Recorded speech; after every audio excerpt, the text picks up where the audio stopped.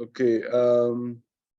It is So fine. if you guys, okay, so if you guys look at our website for today, this is the topics for today. So it's saying here, if you choose to be a pen tester, inshallah, in the future, and you choose this career specifically, make sure that you will verify which basically exploit you will use when you are gonna use exploit against the system. Because some exploitation guys kits are really not verified, and that means, and instead of you exploiting a machine, it can exploit you, okay, and it can give you the attacker or give you whoever developed this exploit a remote access to your system or even to destroy your system. And it's giving you an example here of exploitation that was very widely used outside.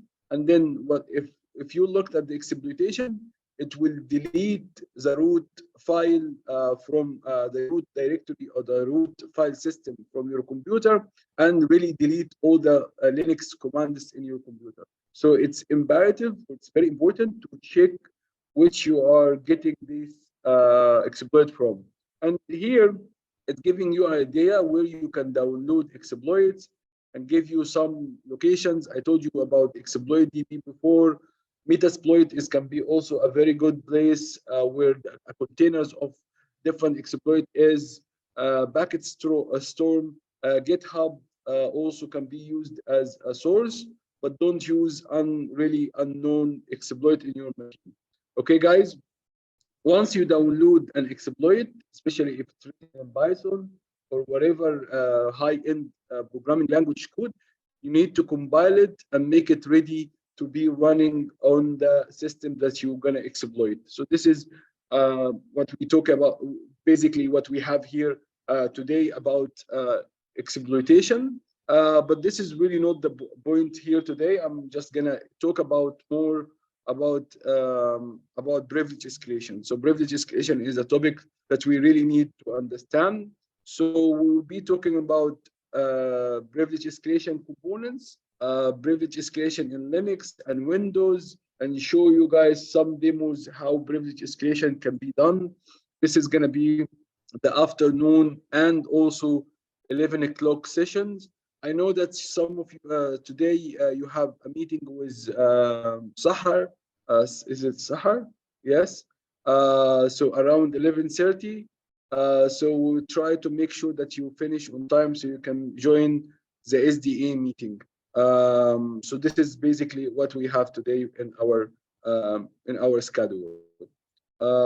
So can everyone raise his hand so we can go ahead and take the attendance? So I can see everyone raised his hand. That's great. Thank you, guys. So let's, without further ado, let's just make a quick recap for what we have covered last few days, and then we're gonna go ahead and hit the topic for today.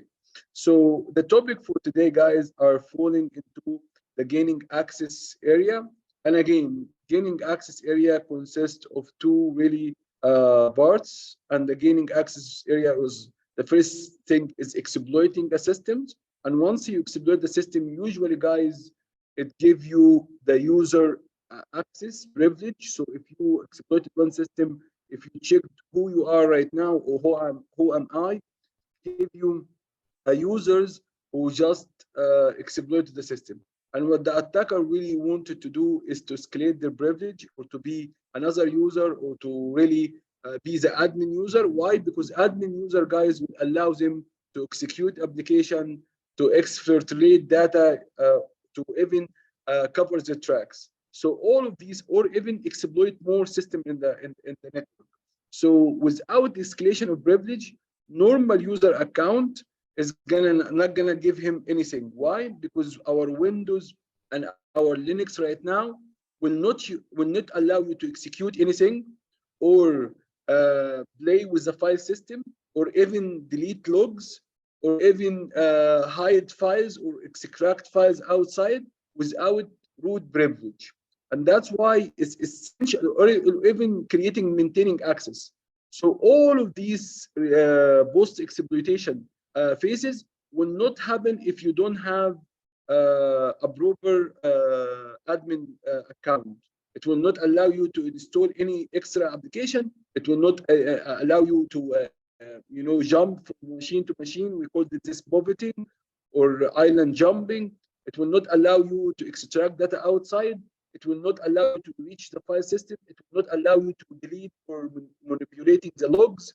So all of them are really depending on if you manage to escalate privilege. That's why one of the really important steps here the attacker will do, he will strive to do every single thing in his capability to really escalate his privilege. Once he escalates the privilege, guys, he can do whatever he wants. And that's mean we need to really implement our defenses technique here, guys, to really monitor who is becoming a root, who is becoming an administrator, to monitor and also to implement security defenses to stop this. Because if he's users, okay, he cannot do much. But if he's an admin in a machine, he can do a lot of damage.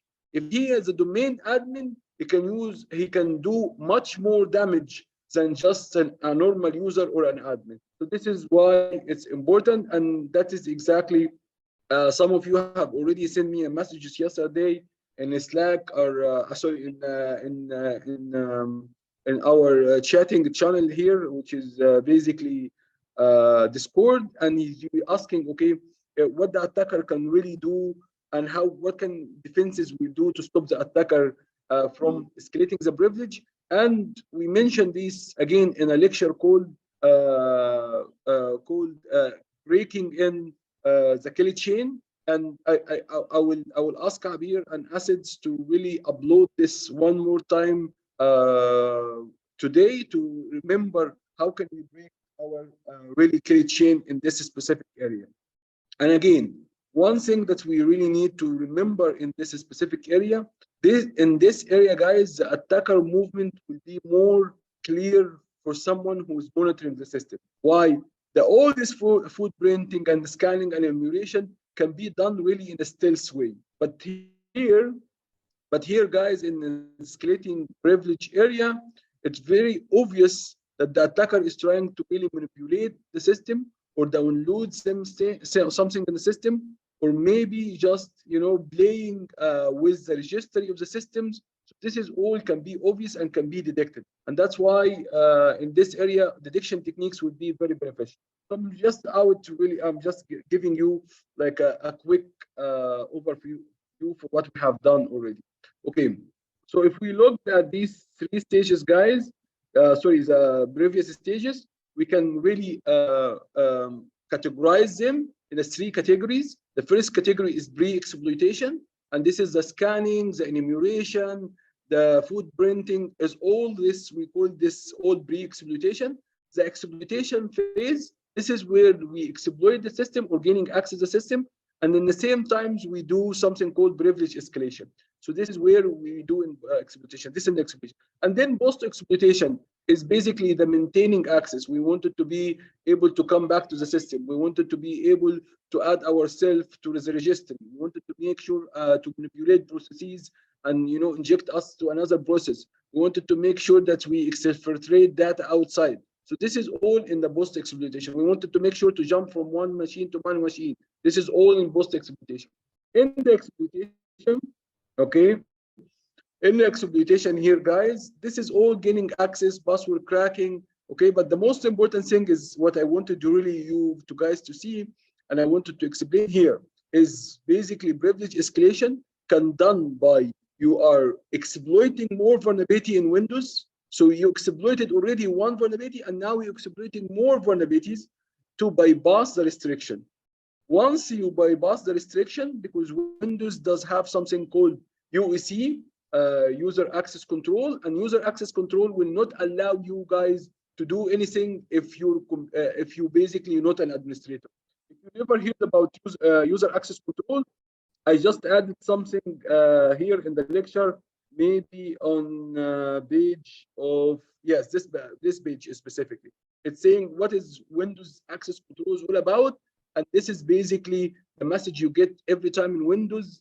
And I'm sure that something also in a Mac very close to this will allow you if you are a normal user, It will not allow you to run any program or execute any DLLs or do anything or manipulate the file system without bypassing this controls.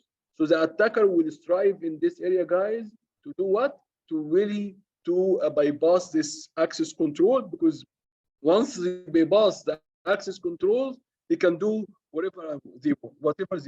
And again, access control, this is how it in Windows it looks like. I don't know if you have seen it before or no, but if you guys never seen it, I will explain it later on in the lecture before we finish and how it works. So the attacker basically wanted to bypass this. Okay, in order really to just keep going, so this is basically where escalation privilege is falling into this specific area. Okay, again, before the escalation privilege, the lesson that we talked about just before, or also related to privilege escalation, guys, is password cracking. Why? Because once the attacker have a foothold in the systems, he can try to do password cracking, and basically he can try to access some files to see if he can crack the password of the admin. This is especially in Linux operating system. So this is kind of, let me find out if I can crack the password, the admin password or the root password. And again, Windows and Linux, they store their password in basically in a hashed way. So the attacker really wanted to really get the hashed and try to exploit more users. So this is part also of the exploitation and privilege escalation. Okay, so this is a nice quote about privilege escalation. So it's saying, basically, guys, if you exploit the systems, okay, if you never exploit the systems, if you never know how system is being exploited and what is the stages of exploitation and post exploitation, okay, when you build your defenses, it will be like if you learn kung fu and this is you just doing a show. So you go in the air and and do all this martial artists dancing stuff, okay, but you don't never been in a fight, okay. So in what they trying to say here, guys, in order really to build the defensive and effective defenses, whether these defenses are really preventive techniques or detection techniques, you need to really understand what the attacker doing in each single stage and build your defenses accordingly. Okay, no, don't be like the kung fu guys who go and he spend hours, learning how the moves, but they never got into fight. So this is why we should play. And again, this is where MITRE attack and ethical hacking courses are beneficial, because we teach you guys what the attacker do in order really to be good in defensive technique. Okay, guys. So this is, I really find it interesting to add here. Okay, so what a privilege escalation is all about. And again, privilege escalation in a very simple term. I want a non-privileged user to be a privileged user. Okay, how it's gonna be done? We will explain the techniques how to really escalate your privilege. But this is really the definition here. An attacker gain access to the network using a non-admin user account, and the next step would be gaining administrative access action. Why the attacker is doing this? This is what I just explained. He cannot do any post exploitation, whether it's like keeping himself in the system all the time, which is maintaining access. He cannot exfiltrate data. He cannot execute more application without privilege escalation. So everything the attacker can do later on, it depends about if he can really become an admin. So this is why it's important. Okay, it talks about here, guys, also. Okay, again here, attacker perform privilege escalation attack is taking advantage of more vulnerabilities. Whether these more vulnerabilities are bugs or design flaw or programming errors and configuration also errors. So this is how it is. Okay, these privilege allow attacker to view critical or sensitive information. So if you wanted really to see more sensitive information, wanted to exfiltrate more data, he wanted to execute more data, he can do. Okay, guys. Here is there's two types of privilege escalation. One called horizontal privilege escalation and one called vertical privilege escalation. So what is the difference between them? I have already added one specific slides here to show you guys what is the difference between. Okay, so the horizontal, this is normal user access function of or content related to for another user. So يعني, let's say I have a system and this systems, for example, Abir and myself are logging to this system. So in the horizontal, I'm logging as Shadi, but I wanted to see the content of Abir. So this is called horizontal. Why? Because I'm not supposed to see Abir data and files, right? But again, this can be done in a normal file system or could be done in a web servers. Okay, if you logged as your account, okay, in a bank, and then you decided to see another someone else account in the same bank. So this is also can be done in web application. In the vertical escalation privilege, you basically you are, for example, a normal user, and you want to really go vertically to see the root user or to the web admin users in this server. Why? Because basically this is will allow you to do everything in the system. Okay, guys. So far, so good. Any problems about privilege escalation so far? So far, so good, Prabna. Okay. So basically, here another example here. If you are in a Linux, for example, you are a user. You are exploiting the system as John, and then you wanted to really see other user account, whether this is a service account or Apache or MySQL. Why? Because basically, if you jump to MySQL, then you can run queries using MySQL account, so you can see what is exist in a SQL database in this system specifically. So this is we can understand. Also, vertical privilege escalation. The example here is from John to root, and having a root access means it came over for the person. Okay, so here, guys, how it's happening in usually the attacker will do. He will try first of all to have a normal access. So he started with an anonymous access in FTP, using exploitation against FTP to be a normal user. So he would be a normal user, and then again in Windows, guys, and Linux, there is something called circle of integrity trusts, and this circle of integrity trust is started from the user all the way to the systems. Because if you are a system account, that means you can even manipulate the kernel. If you can, it means that you can install a rootkit in the kernel. You can modify all the kernel calls. So this is the highest thing someone can really reach in Windows.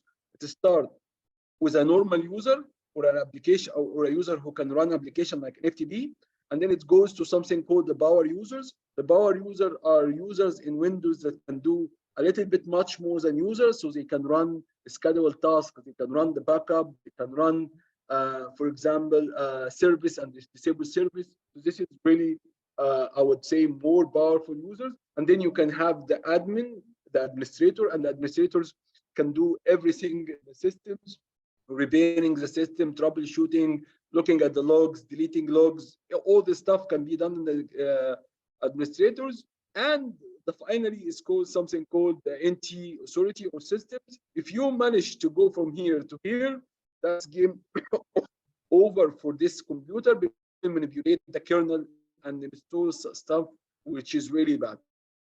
Okay, guys, so this is, and that is exactly what the attacker would like to go for, because if he managed to get here, he can do anything. He can even show you something while he's doing something else in the computer. So this is where he can really inject a rootkit and all the stuff, and antivirus and firewalls will not even notice, because he's really manipulating the whole system right now. Okay, how can be done? Again, this is all that misconfiguration and bugs and vulnerabilities that the attacker can do, okay, in order to be an admin, in order to be escalating the privilege. And again, most of them are really exploiting more vulnerability in our Windows environment to be going to the root. And I will show you one of the vulnerability. It's also coming in around the same time of Eternal Blue. I don't know if you have seen Eternal Blue in action, but I'm pretty sure maybe Sumi or Asad show you how to exploit a machine with Eternal Blue, which is SMB. There was something called double blusser Eternal Blue that can allow you, after you exploit the system, to exploit it again, okay, and then raise yourself as a system root. So this is also another vulnerability that I can show you today, inshallah. Okay, so this is like a funny thing that I found online about privilege escalation. We have done enumeration. You never done in Eternal Blue. You never exploited a system using Eternal Blue, guys. In the lab time, Eternal Blue, yes, blue, blue like us. Yes. Have you done this? Okay, so this is basically a vulnerability, and you know who was really behind this vulnerability? It's a group of hackers, okay? And this group of hackers, they basically managed to steal the arsenal of NSA, so the National Security Agency in the US, and then they already, they already released, or I would say, spread the Eternal Blue, and then later on, they spread also another attack that comes after Eternal Blue to give you root admin on the systems. It's called double easier. I will show you. I will show you how it looks like. But anyway, so again, it was two vulnerability: one to exploit the system, and one to do basically escalation privilege. Okay, so this is a funny thing that I found online. Why everyone wanted to get high? We explained this. Why you wanted to get high? Because it will allow you to do anything in a Windows systems, limit access or full compromised machine. So it's really you wanted when you compromise a machine to have a limited access or a full access. And for sure, it's an opportunity to maintain access. Opportunity to maintain access means you will not be able to add yourself in the registry. You will not be able to add yourself or creating a backdoor or executing more application like Mimikatz. If you guys seen Mimikatz in action, okay, you will not be able to access the SAM database and extract all these hashes with a normal user account. So you really need to get high, and getting high here, I mean it in a good way, means that you want it to be really high in the privilege. And again, which privilege we are talking about in Windows? This is the simple privilege in Windows, and this is a simple privilege in Linux. So in Windows, you can see, you can jump from service or users to basically power users and power users administrators, and again to the system level. And here in also in Linux, you start from users to sudo and then root. So the lower privilege to highest privilege, and this is basically the two main operating systems that we have. This one can be valid for Linux and Unix as well. So it's not only for Linux. So mainly, and again, guys, end of day, most operating systems are based on Unix, and then Unix, I would say, got really expensive. So people started to really look for an open source operating systems. So they started to come up with Linux. So most of the distribution we see in a lot of operating systems right now, whether Dublin, whether CentOS or whatever, it's coming actually from Unix. So Unix, Linux, same vulnerabilities, same structure of permission. Here it's saying the same thing also. If you have a users or a server users, they will be also exploiting this to Windows or Linux. This is what we have already covered before. Okay. Here it's in this specific diagram, guys. It shows you how Windows works from a low integrity level. It's used it's called integrity level in Windows, from low integrity level, which is basically a users or service running, all the way to the highest system integrity level. And what is integrity level?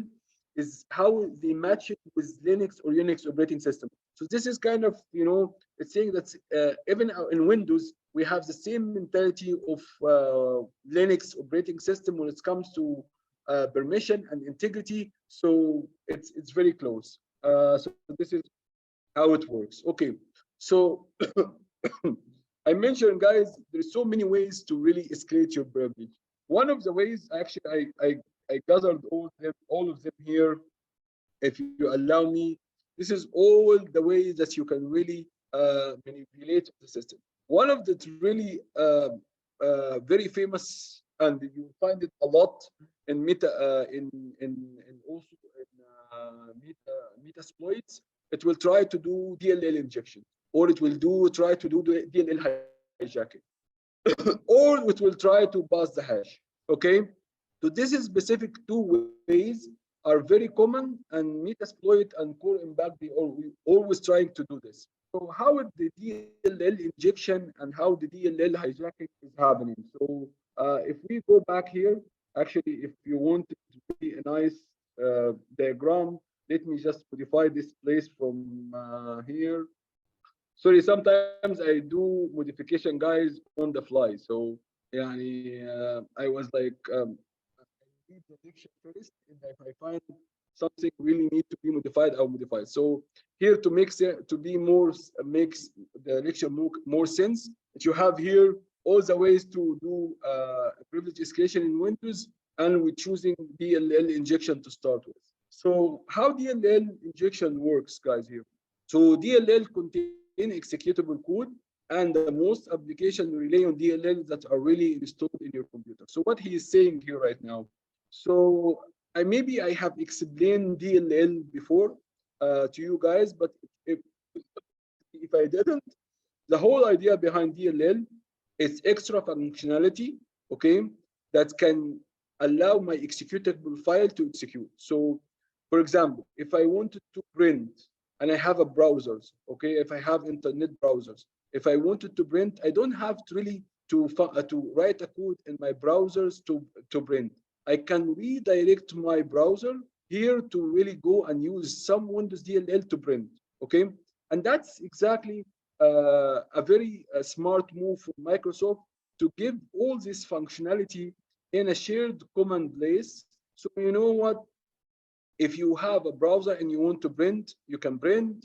If you have a PDF, you don't have to be worried about what is the functionality you're gonna use to print. You can just really rely on this file DLL to do the print. If you have Microsoft Office here, you wanted to print, you don't have to program everything from scratch to print. You can refer your exe here to the DLL for printing and you can use it. So this is the whole idea why we have DLLs. And there is so many DLLs are really loaded in our system. Some of them are located in System 32. Some of them are located in Windows directory. Some of them are located in the executable files itself. So when you have, if you have a setup, it will create in the program files a place called, the name of the program. So for example, Tenable, execute Tenable program files. When you go inside Tenable program files, you will send a lot of tools and a lot of DLLs. So this is also another place to have a DLLs. And I explained the idea behind DLLs. It will give you a functionality. Okay, so what we can do in this, the attackers find out it's interesting that if I manage really to change one of the DLLs to my DLLs and I place it in a right directory, when your program will start to really execute, and usually program execute higher privilege, it will also execute this DLL. And once execute the DLL basically will have a malicious code, and this malicious code will be running now with the executable file permission. So, for example, let's say that you are doing setup for maybe Chrome, and Chrome needed a DLL. This DLL will be replaced with a malicious DLL. Now, your malicious DLL will run with the same permission that Chrome took to be installed. So you're basically, this process, again, what is the process? A process means any program that execute in Windows, we call it a process. And again, if you right click and say task manager, you will see a lot of process running. It's basically an application running. So if I manage to get my DLL, which has a malicious code to execute it with the admin rights, now I will have a process that runs the admin rights. According to what you have written in this DLL, it will be executed, and now you will have a process running in Windows with a permission of an administrator. That's game over. Okay, guys. So this is the whole idea behind the ALL, the DLL. So this is important. So the programmer do not have to invent the wheel. Reinventing the wheel means I don't have to program DLLs for printing, for browsing files, for how to access files, in basically everything. Okay.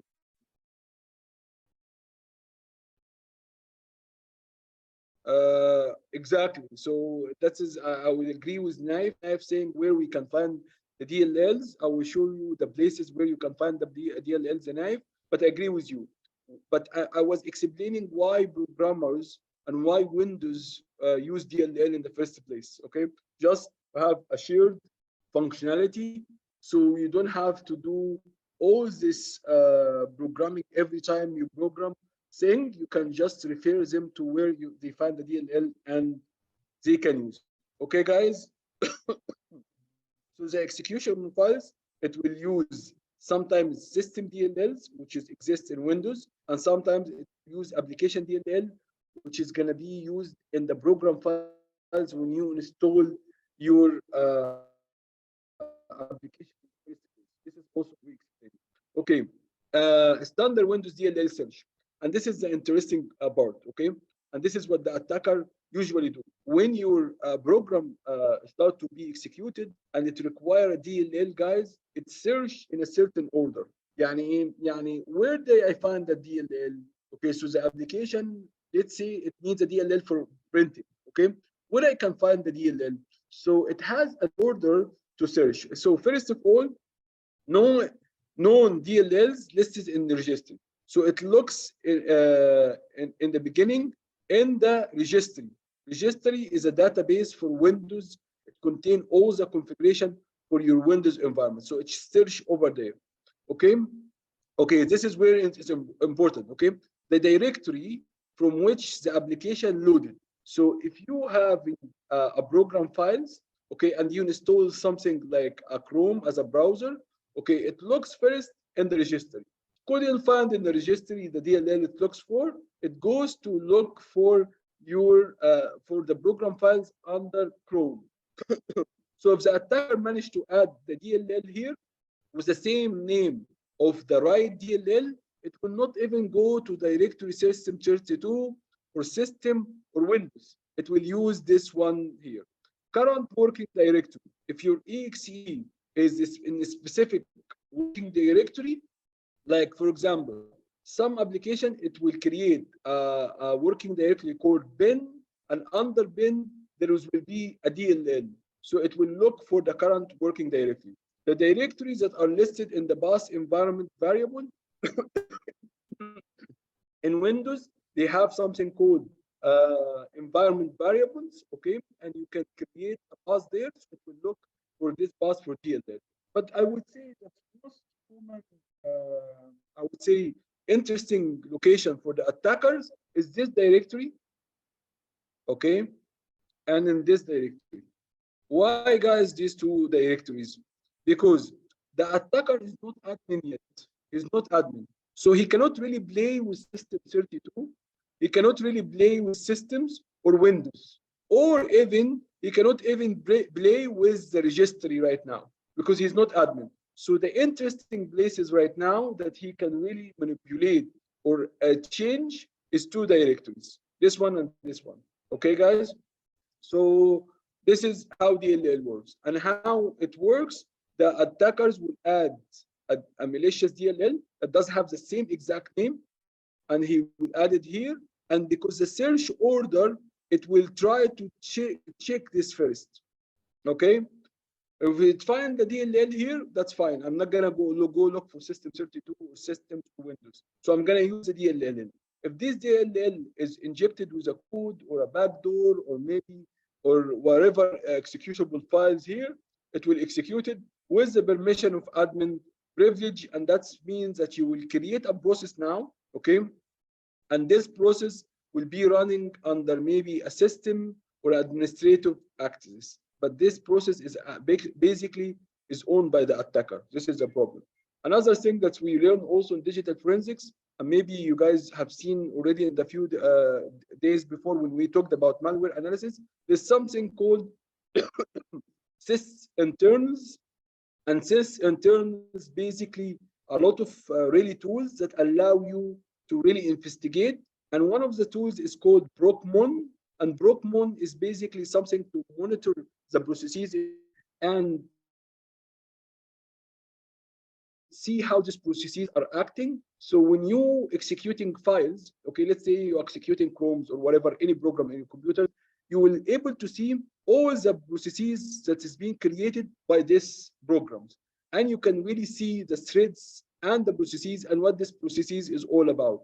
So in order to investigate something maliciously, you should be able always to really look at the processes that has been created by a main process or a main executional files that allow you really figure out if this is a process. And that's why in the in detection techniques in the SIM solution, you should be able to get a log file to all these processes that's being created once a program execution, because this is will later on help you to figure out what's happening in your system. So this is something I wanted really to explain. And here is how the privilege escalation DLL looks like. So you have an application which is EXE.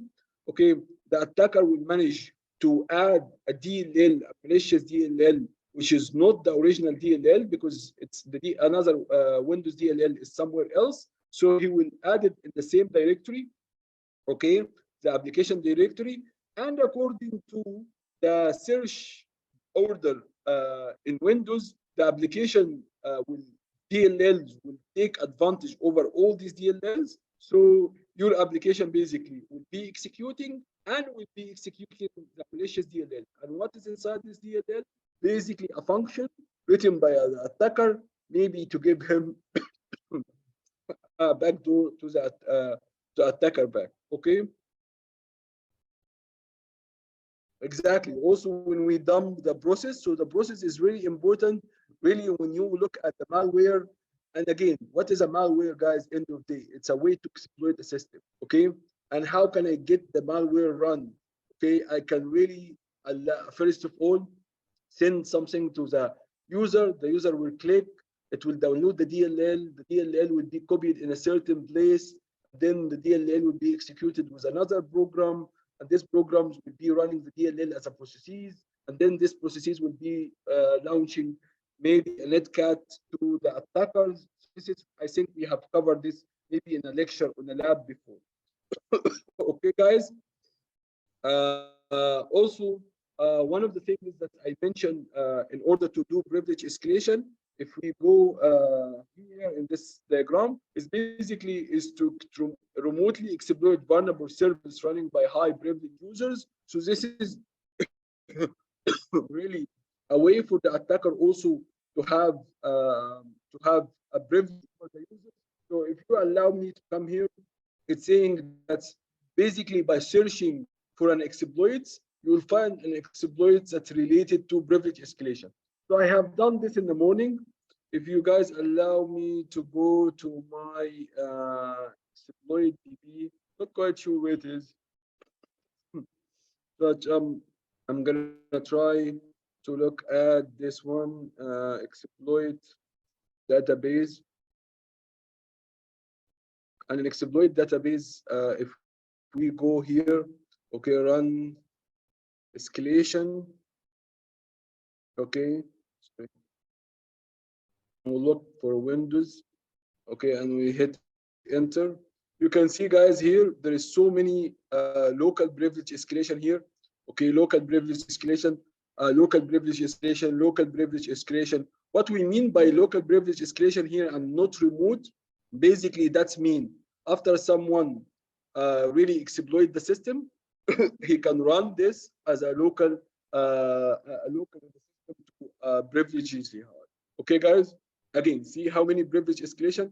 Okay, and it's like so many. So the privilege escalation, the vulnerability privilege escalation is always there and always will allow the attacker look for this one. For example, it's in Microsoft Windows, specifically build. Okay, look at privilege escalation. It will allow you to bypass the user access control. And again, if you bypass the user access control, you're basically an administrator. Okay, because this is how Windows, as I mentioned before, control our access to the system. Okay, guys. So far, so good. Any questions here? So this is another way also. How can we do this? Again, you go for this specific one. Okay, you choose the exploit. The exploit is ready. And again, it's coming from a well-known source. You can download this exploit, and you have a really nice exploit. And then it's also will be advisable to go and read what is this exploit are doing exactly. Okay, and I'm very happy that I see like maybe an Arab or Islamic guy over here. His name is Nassim Asir. So I think he's maybe Pakistanis or something like this. So this is really good. And it shows you this is a discovered local privilege escalation in Windows 10 via an auto elevated processes. The executable is change JPEG. Change is used to pass a new product key. You can pass the keys also via command line. Okay, guys, so this is what this attack is all about, and then it will explain how the guy will eventually will be able to have privilege escalation, and this is the code basically is used to do the privilege escalation. So you can guys can see this is the code. Taban, if you are good in coding, that's what I explained to you before, that you should be able to read C and you should be able to read Windows shell. So this is, I think it's written in C. Okay, on board operating systems, on board systems. I'm not quite sure that it's not like really giving me time. If it's print if, so this is definitely C. It's print, I don't know, it's maybe written in C. Okay, so once you have this, guys, you can combine it and use it against a system after you compile it. So the way that we compile, we should install Windows or C compiler and then go ahead with the attack. So this is another also way to do privilege escalation by basically looking for an exploit that's ready. And again, if you try to combine what I have said today with what I have said earlier today, that try to get your code or exploitation from a well-known website. Don't just download exploit from a non-well-known website, and this can cause you your computer to be exploited or or cause damage to your computer. So always look for Metasploit. You know, Rapid7 is also a good source for exploitation. So go for this well-known exploitation, especially if you're doing this for living. I have added this to our lecture today. Okay, guys. Here it's explaining another also privilege escalation by exploiting vulnerabilities. So basically, once you exploit the systems, you go and look for a vulnerability online, and you can see this is buffer overflow. We explained what is buffer overflow before. So buffer overflow, basically, you have a program that should go in a certain sequential order, and then there is something called return address, and in this return address you really override this return address to go to another area where the code of the attacker will be executed. This is in a very simple way without going into complications, and this is specifically vulnerability will have something to do with the buffer overflow, and once the buffer overflow rewrite the return address, it will be going to an attacker code, and this attacker code will be running on escalated root access, and it will give him also access. So as you can see here, guys, we talked about something called CVSS, and here the score is medium, and usually the score is something written. So if we cannot find the scores, we can really look at this vulnerability online. Okay, and one of the things is again here, the issue, if you guys remember from the buffer overflow lecture, we talked about something called boundary checking. And here it's like really saying that an improper restriction of operation within the bounds of memory, it will lead to buffer overflow. And if you guys can see over here, this is a description of the vulnerability. And this is one thing that is written here in the vulnerability that can really make you clear that the vulnerability is actually working, saying this has been actively exploited in the wild. That means they've seen a lot of systems according to what? According to another penetration testers who done maybe, or according to some threat hunters, they done this threat hunting and they found this vulnerability exploited and they shared this knowledge through threat intelligence. And you can guys see again how to mitigate this is shown in updates. So basically the system was not having a regular update. So this is basically the defense here to break this privilege escalation.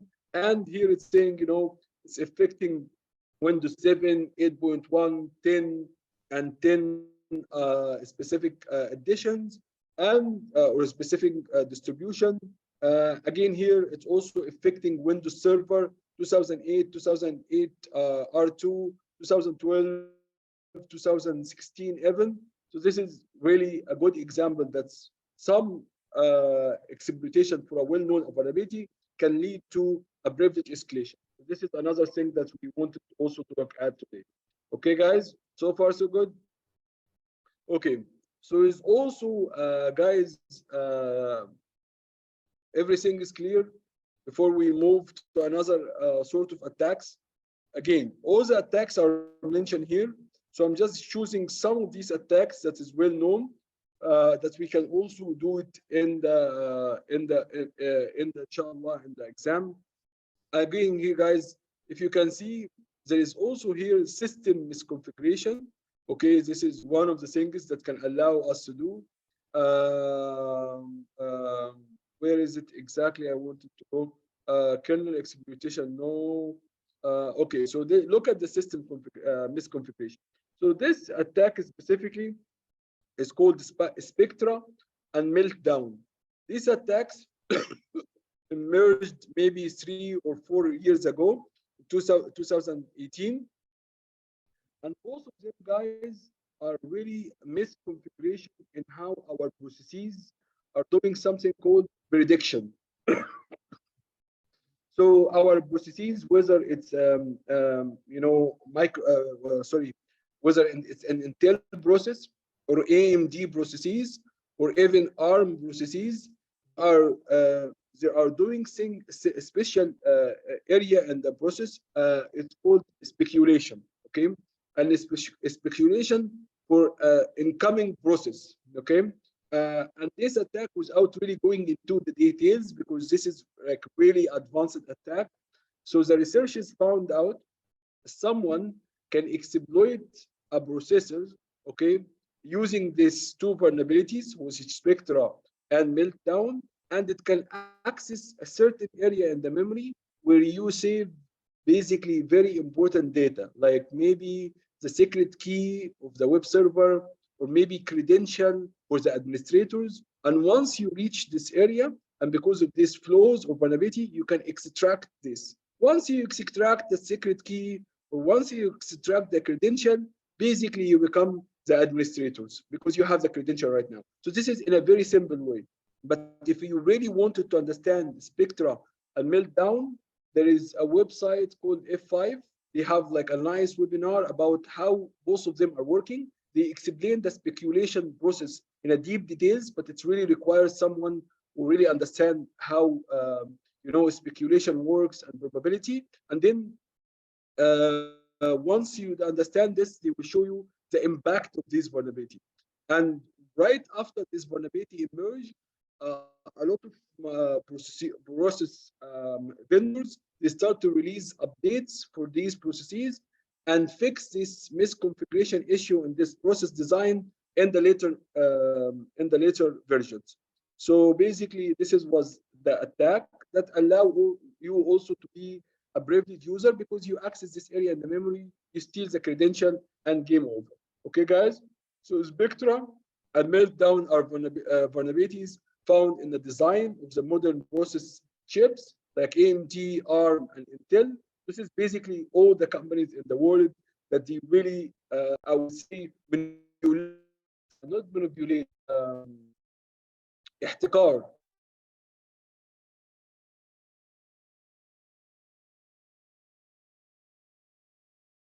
You cannot find any other companies. Maybe NVIDIA, they create processes, but not good. The Chinese started to build their own processes, but they are still in a very early stages. They have not yet there.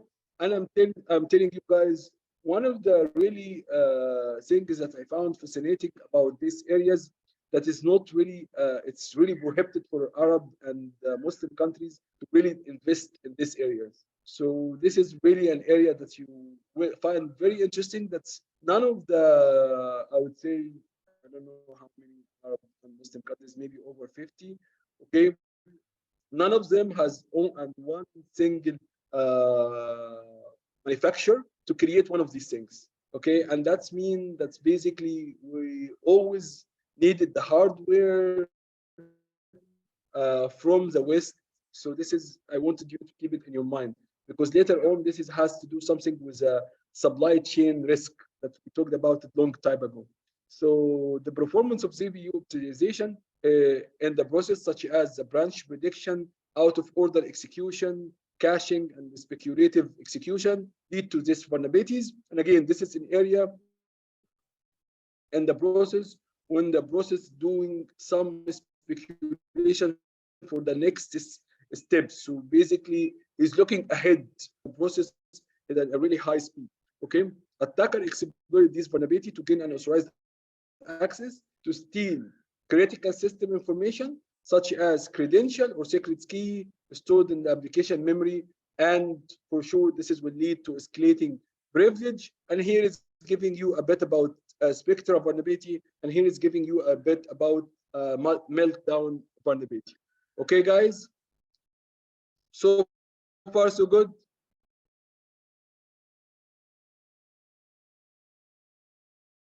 There is also, guys, if you exploit the systems, you can automate the process of privilege escalation. Okay, how to automate the process, guys, especially for Metapredator. If you, I do know that you have already done some hacking hack lab, and Metapredator is one of the payloads that is very common in the realm of hacking. And a lot of people would like to have a Metapredator, but why? Because Metapredator can allow you to run different commands once you have the Metapredator. So one of these commands, basically, guys, is called get systems. And if you never seen get system how it works, it was really fast, you didn't really see what's happening.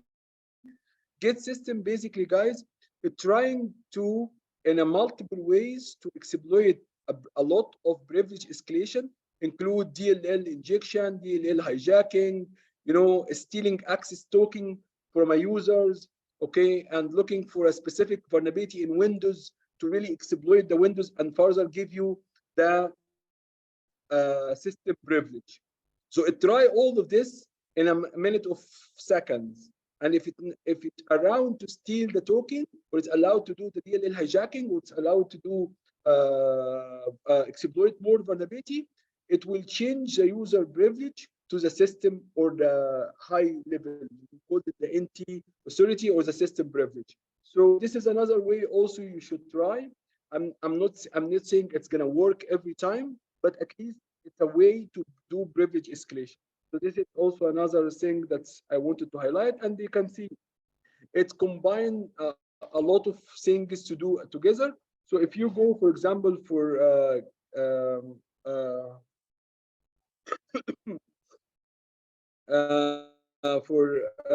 here, for example, I will go for get systems, okay, Metapredator.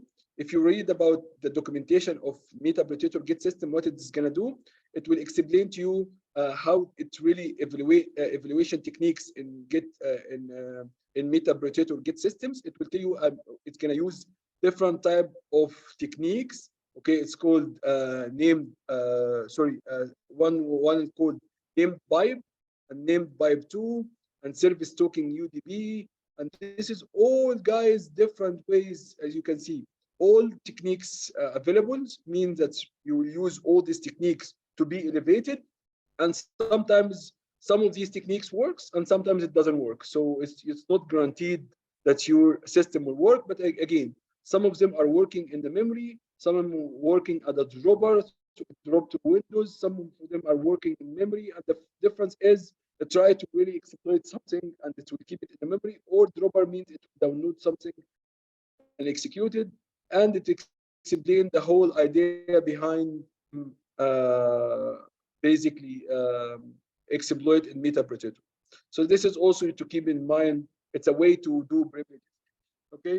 Another way to do a privilege escalation, again for Linux or Windows, is basically the vulnerability with exploiting basically the buffer overflow.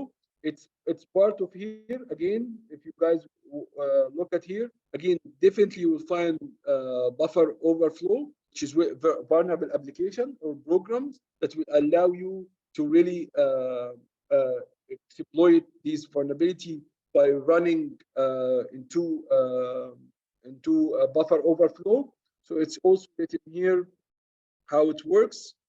And again, this is a very simple diagram of really how to have a shell code executed.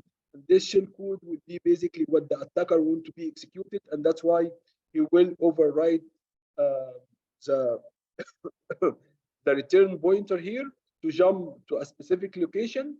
And this, in this specific location, it will be the shell code. And again, the shell code here is encoded. So, but again, when executed, it will allow the attacker to have a shell, and that's why we call the shell code. Okay, guys. Here, what I was telling you about, guys, there is Eternal Blue vulnerability that it released by the same hackers who released Eternal Blue initially, and they called it a double plusser. And double plussers is basically is gonna allow you to set a processes inject. So you inject the process, and the spool SV there, guys, it's it's a service running in Windows to allow you to print out things in Windows. So this is the spooler. I don't know if you know what is a spooler mean, but every time we print a document, it will go in a queue, and this queue is basically called the spooler. And this spooler, guys, will allow you to see how many jobs you are really printing right now. Okay, and it's a service in Windows. So if you go to Windows service, you can find the spooler service running, and this spooler service, if it's stopped, you will not be able to run any basically thing in print anything in your in your Windows. So anyway, Yeah, when sometimes we find it in the printing details and yeah, or and some again, options. it's very common. Why? Because if you go to Alt Control Delete and go to the Task Manager, you will always find the spooler are running. So spooler are running because it's very important service, and it will allow you to print documents. So what the attacker is doing here, I'm not quite sure where it is right now, so I'm gonna just go back here. So it said process inject spooler.exe, and the process when he inject it and then he hit run, this exploit the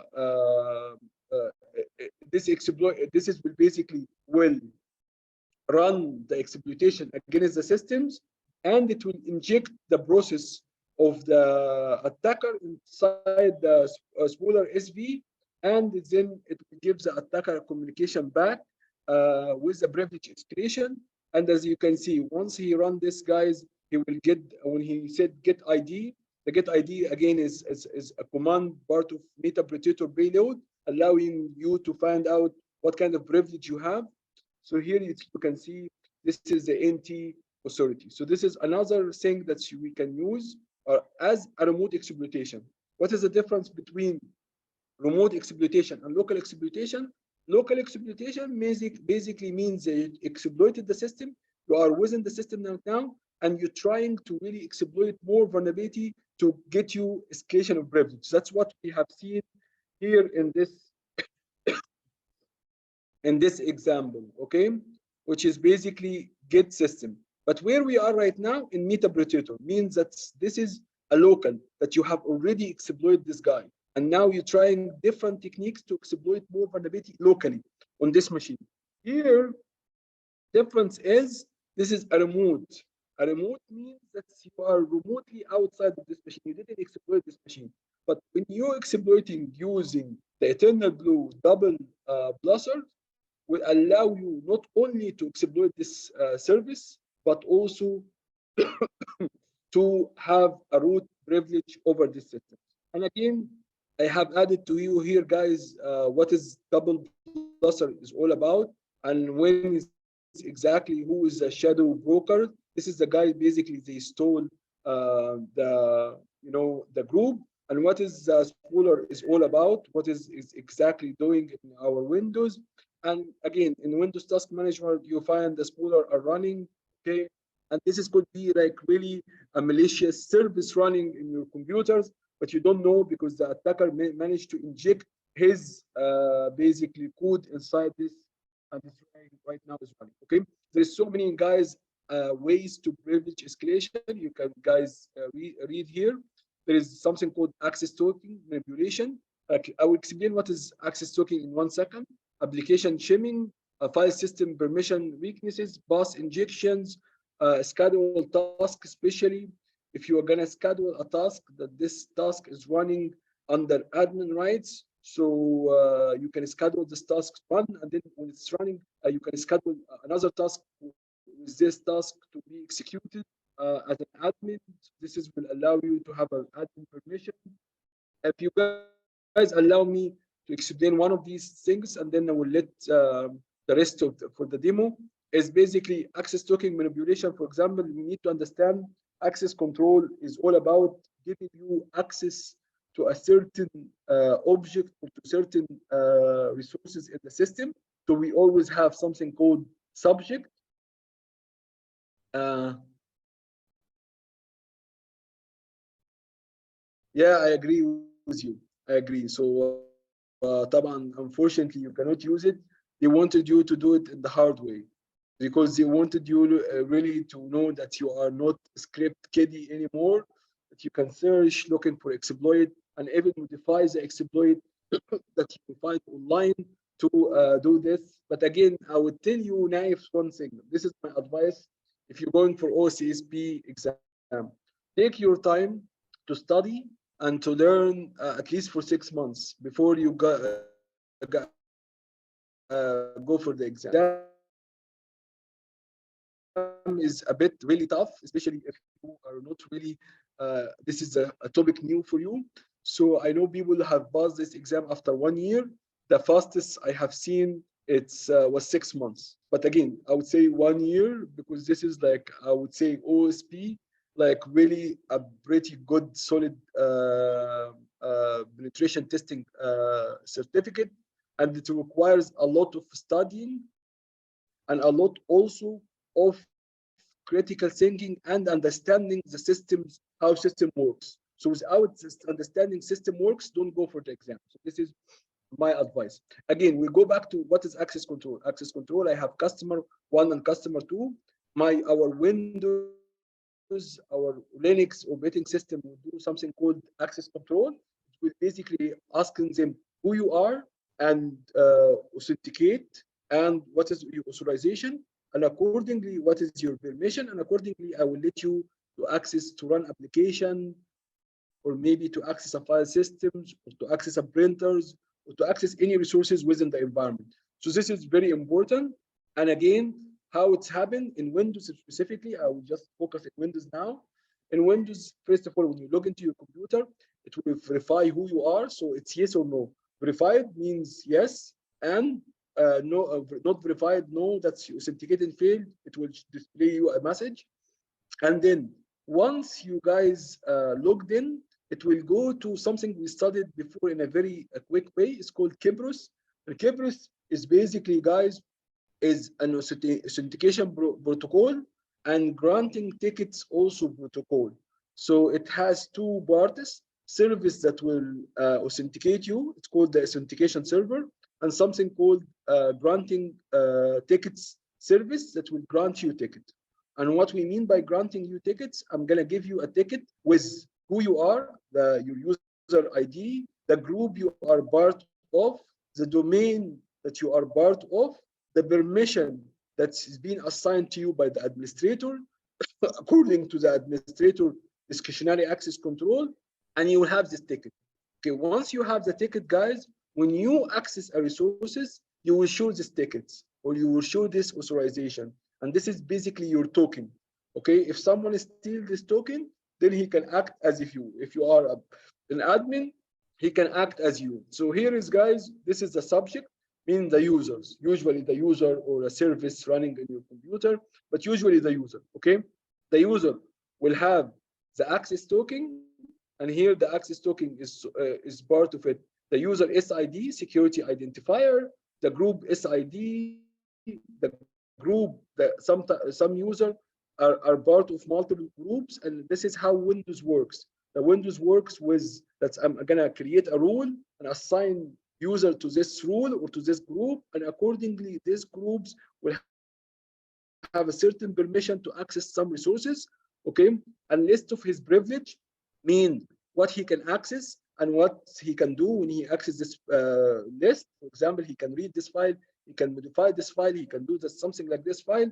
Okay, guys, and the object means the resources, usually a file or a printer or application or something within the network that I wanted to access. And in the object guide, they have something called object security descriptors, and the object descriptors is basically an access list. And in access list, it first of all specify who is the owner of these resources, and طبعا owner has ultimate permission on these resources because he created these resources. So if you're talking about a file, who is the owner of this file? Okay, and then under this there was something called access entries or access list entities. It will say, you know what, this user specifically has this permission, and it will compare the ticket or the token with basically this access list entity. If it match, it will allow you to log in. So this is how Windows are doing this.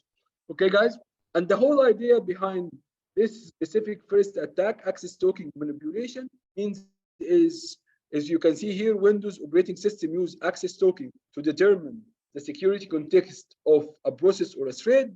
Okay, attacker can obtain access token of other user to generate spoof token to escalate privilege and perform malicious activity to evade detection. So basically, I'm stealing another user token to basically to act as a privileged user or to really manipulate and steal information from the system, which is I was not really able. So the rest of these, guys, we can discuss later on. But I think this is a good time to take a break because I believe Abir have a demo for you. And then right after Abir, we have Sumi demo. And then right after Sumi, you have the meeting with Zahar. So I think this is really good time to have a break because after this, you have no break until the end of the day. So I'm gonna give you 15 minutes break. Is that okay, Abir? 15 Yes, minutes is Daddy. okay? Yes. Okay, so 15 minutes, 15 minutes, we'll come back 10:30. And when we come back 10:30, we start with Abir, and then for half an hour, and then we have Sumi demo, inshallah. Okay, guys, I wish you, inshallah, to enjoy the rest of the day. And I hope this is really, I'm oversimplifying privilege escalation, by the way, guys. And inshallah, on Sunday, I'll try to talk about post exploitation because it's really important topic as well. So post exploitation also we will do, inshallah, on the last stage of hacking. Hopefully, you guys will enjoy the track so far. So inshallah, we'll see you inshallah next Sunday, inshallah, or maybe later afternoon. Have a great day, Hadil, Shaza, and Nasiba. Okay, alhamdulillah that you enjoyed. I think this is the most important thing, that we learn something that is fun and interesting. Okay, guys, great. I'll see you in a bit.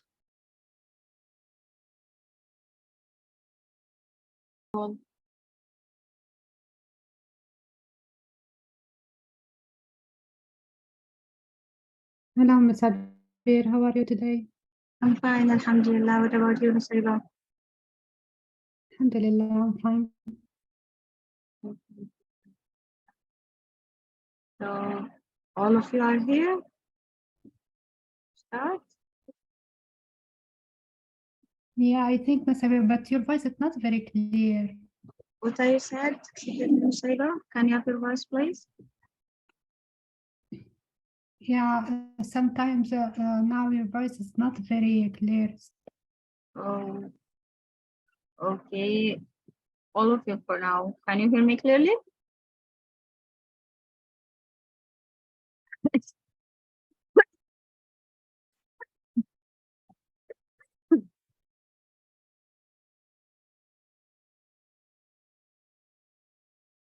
Okay, Sherry.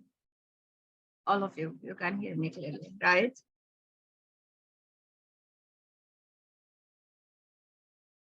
Yes, now it's okay.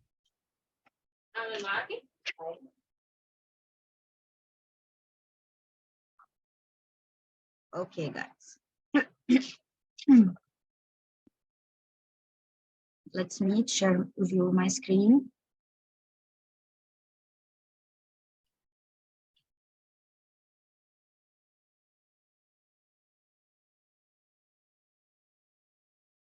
Okay. Let's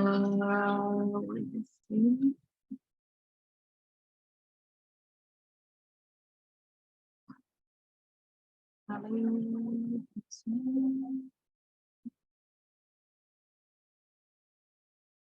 Can you see my screen?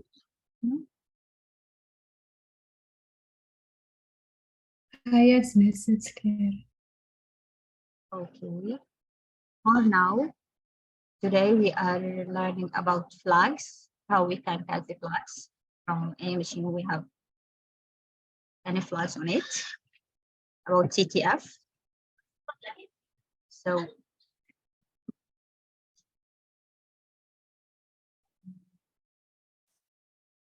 yes, today's demo is about exam. Also SOMI's demo. And for whole the next week, I'll work about CTF. So just focus on it. So today we have a machine. We have multi-machine. I'll work in to catch. We have 3 flags. عندنا 3 flags في الماشين دي. المفروض ان احنا نعرف الفلاجز دي موجوده وين، والمفروض انه كيف هنستفيد منها، وسمتايمز الفلاجز في نفسها بتساعدنا to scale البريفليج بتاعتنا. تعالوا نشوف. اول حاجه احنا هنعملها الخطوات الطبيعيه بتاعت كل يوم اللي المفروض ان احنا بعد كده حفظناها، اللي هي net discovery والnmap to scan reports.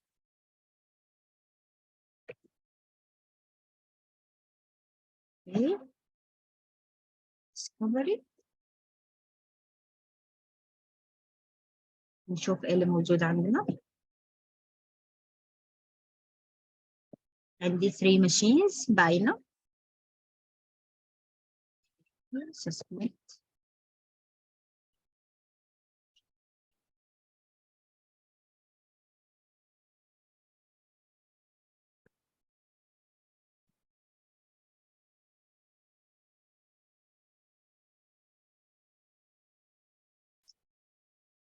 Okay.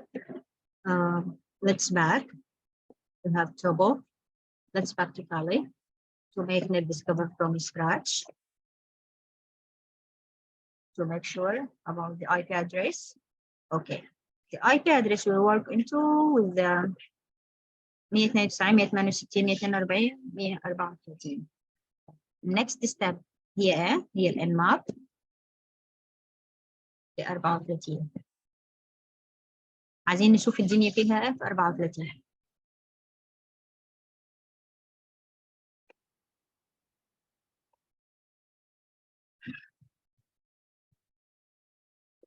خدوا بالكم معايا.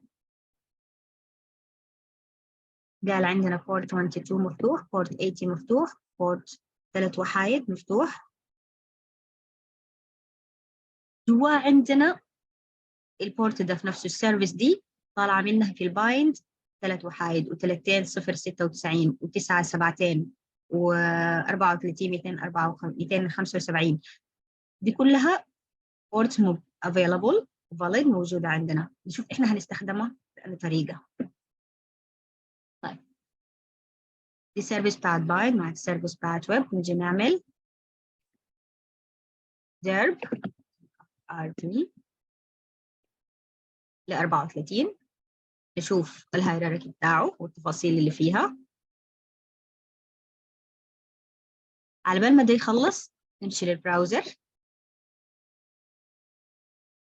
نفتح الاي بي ادريس اللي احنا بتاع الماشين تبعنا.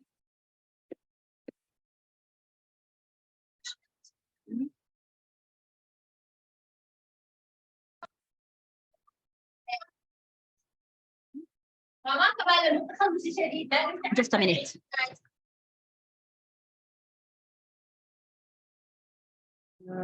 192 168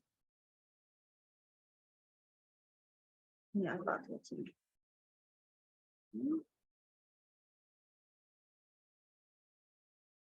Yes.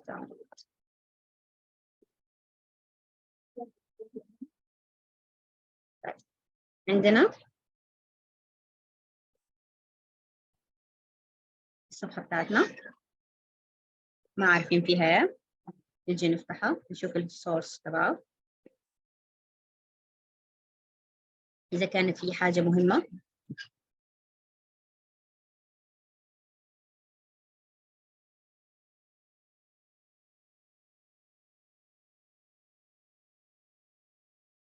هنراجعه كله، نتأكد إذا كانت في حاجة مهمة ولا ما في حاجة مهمة بالنسبة لنا.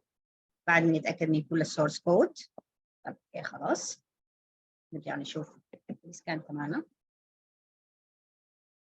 خلص ولا لا.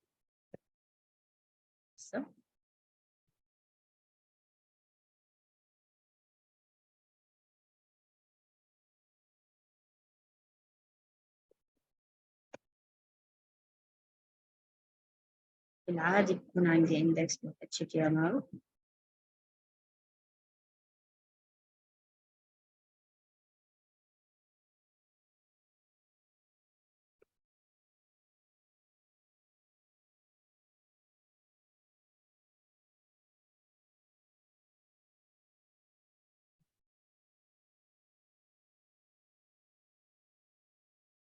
حاجة مهمة نجرب strings inspect.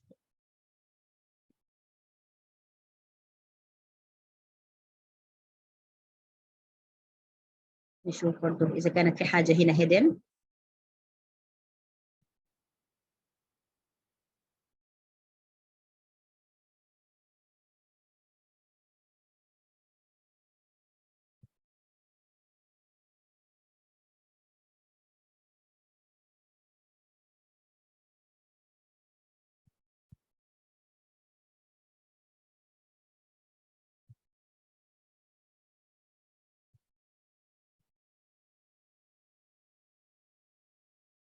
sometimes في حاجات بتكون مسجلة عندنا وموجودة هي hidden.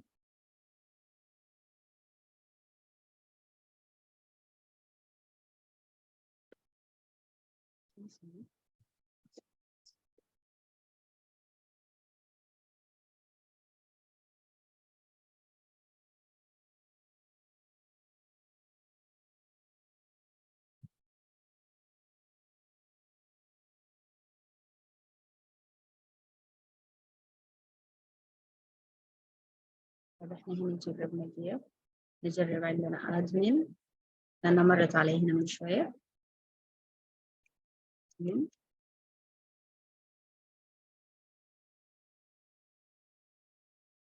طلع عندنا صفحة بتاعت admin. أنا بصراحة لما فتحت هنا أثناء ما هو بيقرأ أنا قرأت إنه في admin. لما يخلص حيديك الريزلت. هو لقى 76. ممكن أعمل له /admin.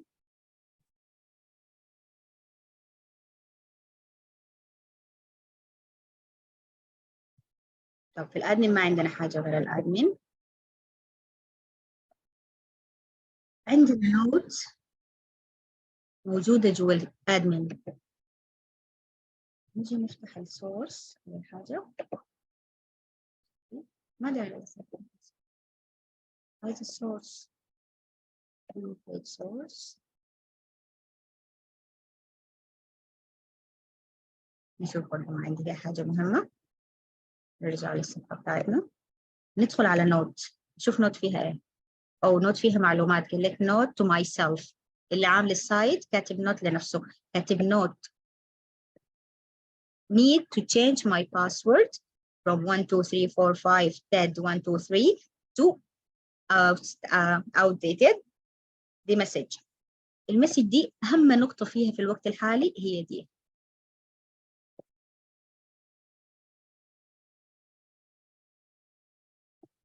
نعمل لها كوبي. لما احنا نجي نعمل السكان تبعنا. نجي نرفع.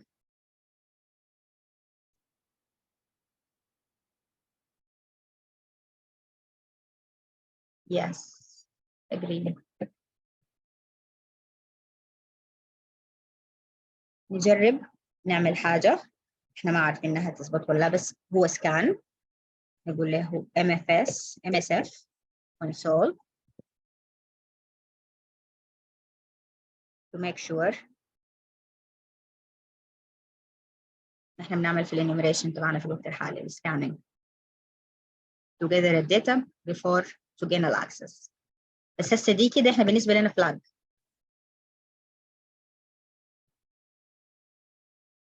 دي هند ما موجودة، ما valid، ما available لكل الناس إلا لو إحنا عايزين نفتش عشان نعرف الحاجات موجودة في أي مكان. This is the first one.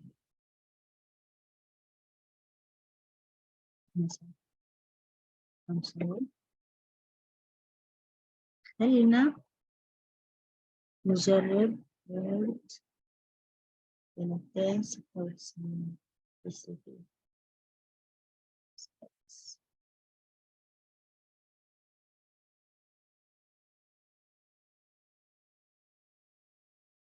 خلينا نجرب 200.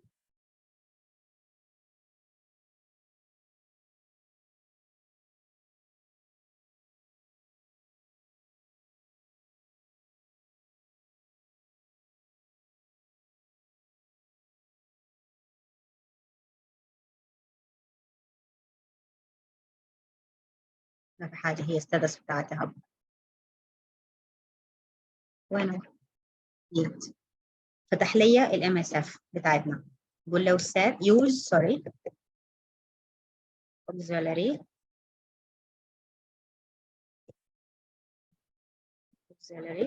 scanner SSH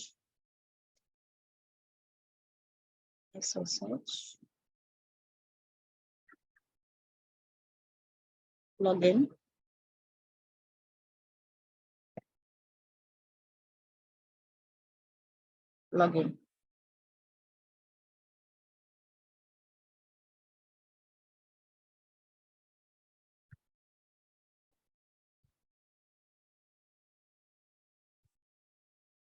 طيب اقول له show عشان اشوف ايه اللي مطلوب مني. show option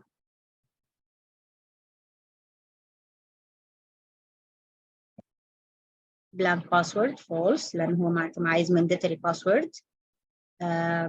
break out brute force yes هو هيعمل brute force. database false yes password file no. r host معناتها required لازم اديه set للr host بتاعي او الريموت host بتاعي اللي انا عايزاه. البورت port 22 هو required هو اصلا set it by default. اوكي بس ما عندي حاجة ثانية راح أعملها غير إن أنا هديها ولو set r host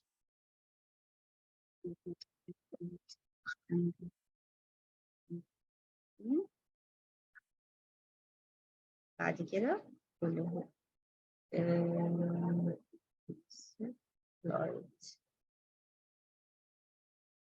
user name وباسورد ممكن نقول له set user name. الهنت اللي احنا لقيناها هنا كان مكتوب عليها 1 2 3 4 5 ومكتوب عليها تيد 1 2 3. طب احنا دي ممكن لما احنا نجي نحللها نتخيل كده انه اليوزر هو اسمه تيد، اليوزر اسمه تيد. دي الحاجة اللي احنا ممكن نقدر نتخيلها، نجي نتخيل انه هو توقعات user name تيد set password. ندي الباسورد اللي احنا خدناها من هنا كانت 1 2 3 4 5 تيد 1 2 3. هيعمل لي ماتشنج.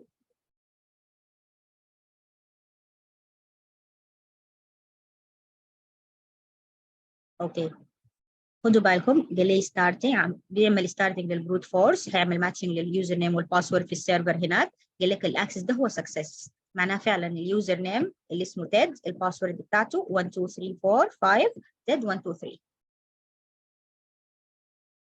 كده انا اخذت اكسس على السيرفر. نجرب باس اس اتش.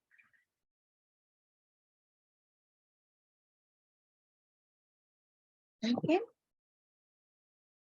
نعمل حاجة ثانية بس نجرب، خلينا نجرب اس اس اتش تيد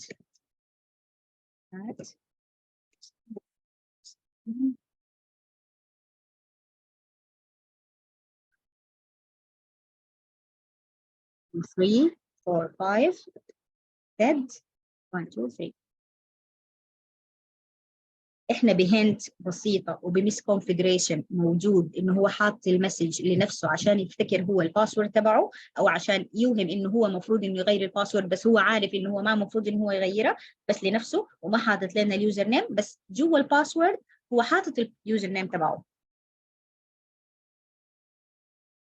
يبقى دي كانت اول ويكنسز موجوده عندنا على المشين. اول حاجه يحطها على بابليك، ثاني حاجه يحط اليوزر نيم والباسورد، يكون الباسورد اليوزر نيم جزء من الباسورد، ثالث حاجه ان هي تكون موجوده valid available publicly.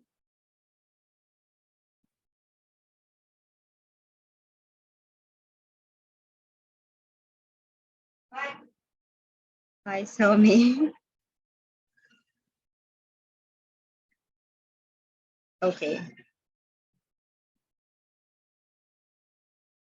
For now guys.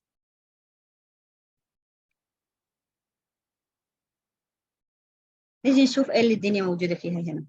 ls pwd أنا قاعدة في الدايركتوري اللي اسمه ted ls sorry ايه اللي موجود ls -l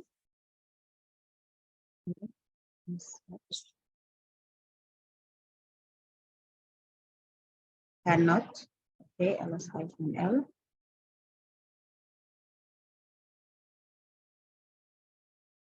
عندي فايل واحد بس اللي موجود على تيد اسمه root.txt، وانا نوتد انه root.txt ده انا المفروض تو جيت حاجه منه، وموجود هي الاونر تبع روت، وما في اي حد ثاني عنده بيرميشن عليه، وانا باليوزر تيد. هحاول اشوف بعض الكوماندز اللي انا ممكن اعملها. sometimes في بعض الهنتس اللي بتكون موجوده على /temp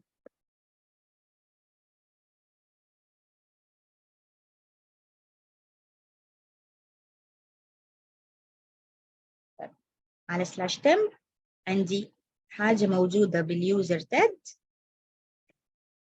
وقال لي هو ده سكريبت بتاع بايثون،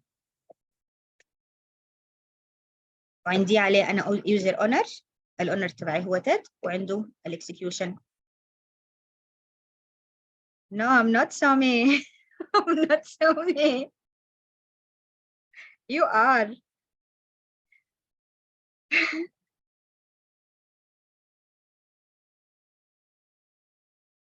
Okay. طيب الواضح انه السكريبت ده ما مكتوب بطريقه بروبر. عندي قال لي مشكله في اللاين تبع 651. المفروض ان انا هعمل ايه الخطوه الثانيه؟ What do you think؟ انا عايزه الفايل ده، هو الفايل ده الوحيد اللي موجود على تم. عايزه اعرف المفروض انه هو ده سكريبت بيعمل ايه؟ هو سكريبت بتاع لينكس بيعمل privilege escalation او privilege check بتاع لينكس. طب هو مكتوب بالبايثون، قال لك فيه ايرور في اللاين 651. هعمل ايه في الوقت الحالي؟ اعمل له كات للفايل ده عشان اشوف لاين 651 ايه المشكله اللي فيه.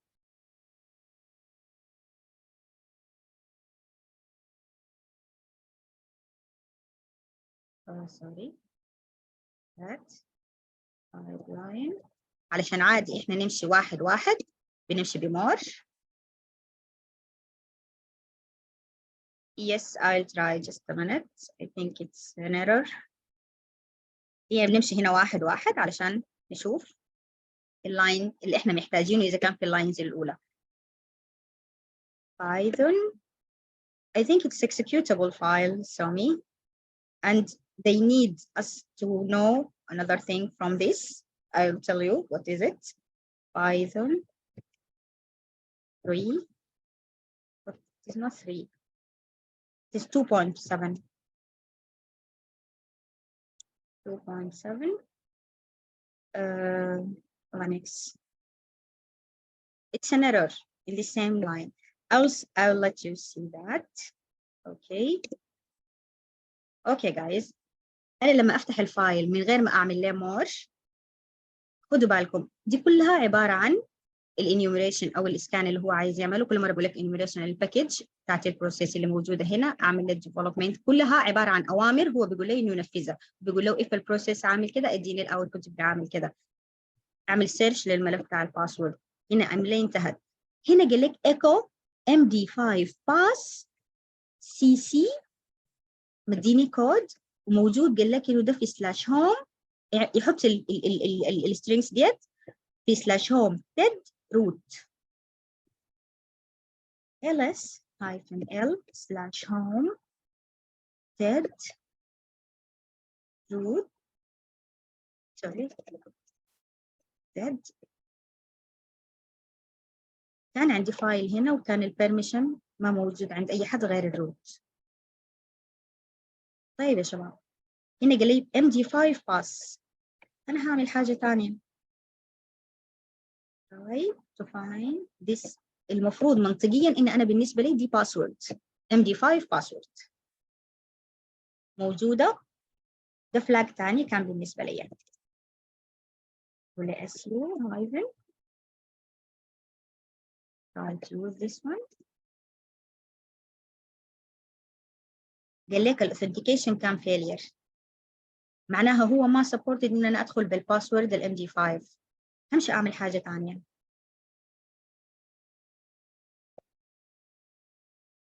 ولا ام دي 5 المفروض ان في تولز كثيره جدا.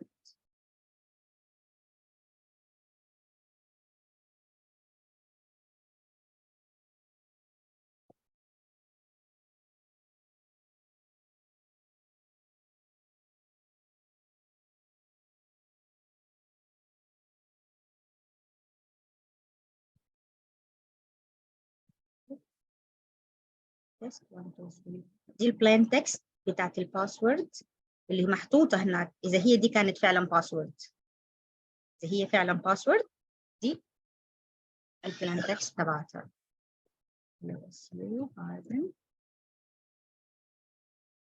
test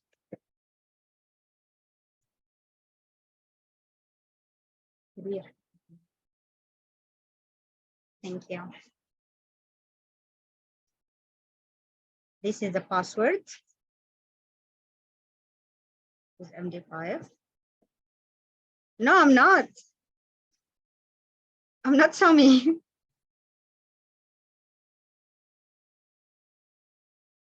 I'm a cute lady. Just that.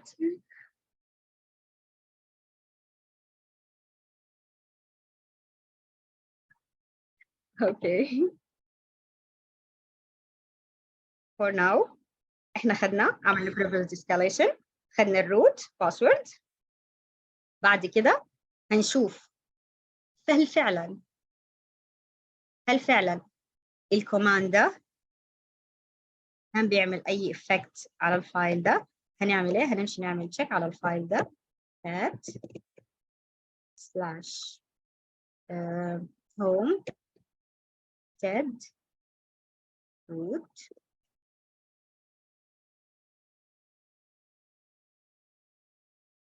اوكي. هو نفس الباسورد اللي احنا دخلنا بيه وعملنا بيه ديكريبت. يعني ما كل السيرفرز اللي احنا هنلقى مثلا لو لقينا باسورد متاحه في مكان وكانت هي MD5 او هي كانت هاش، المفروض ان احنا نقدر نعمل اكسسنج للسيرفر ده او للسيرفيس دي through الباسورد. sometimes ما بتكون allowed ان هي to accept this password with this strings supposed to be decrypted to retrieve to plain text firstly. اعمل change لايه يا شذا؟ to change what? The password? If I accessed with the super user like root, yes, I can change it.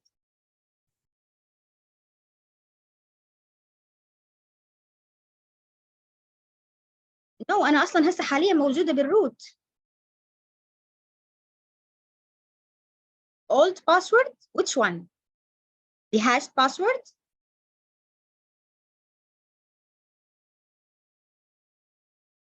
Or what? Finally new password. Finally new password. The text اللي أنا خدتها اللي عملت لها decoding. The one you cracked. أنا عملت لها decoding. أنا ما عملت لها cracked. هي كانت موجودة cracked. أنا رجعتها للplain text.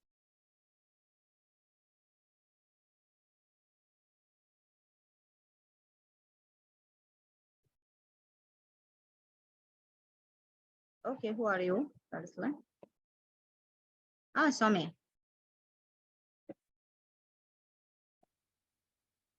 I think you are Shaza. Sorry.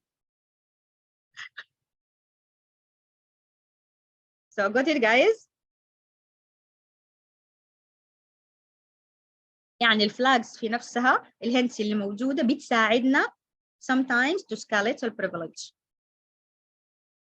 Is it clear?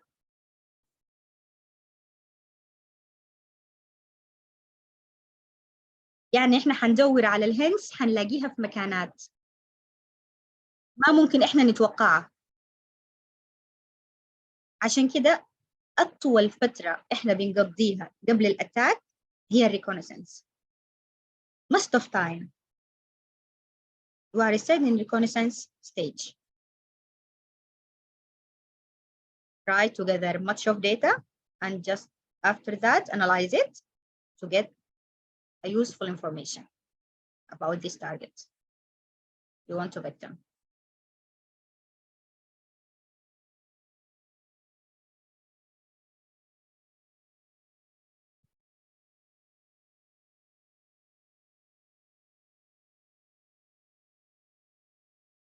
Somebody told me what? To change what? Someone will tell.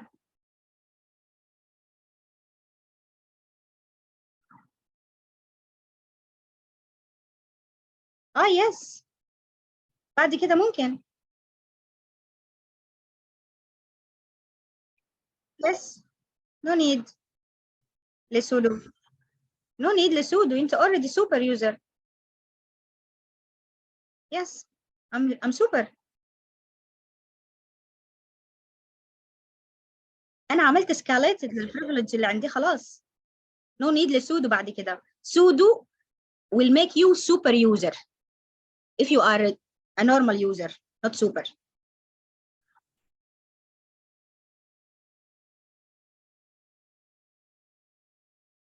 Got it رزان؟ شباب السودو بنستخدمها عشان تخليكم انتوا same like super user same like root.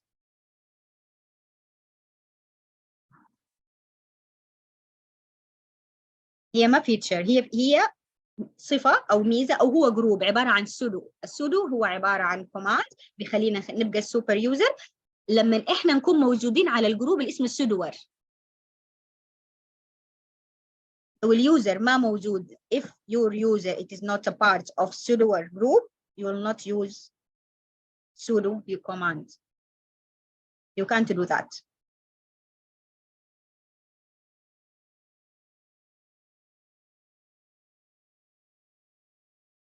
وضحت شباب؟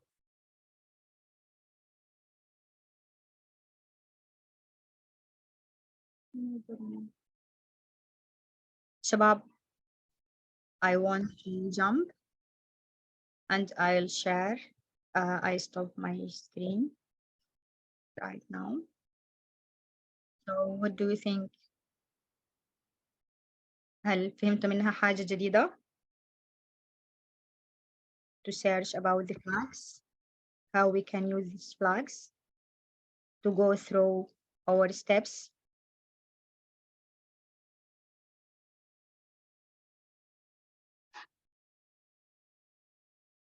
Yes, Somi, please. You are welcome. I think cohort A also, right?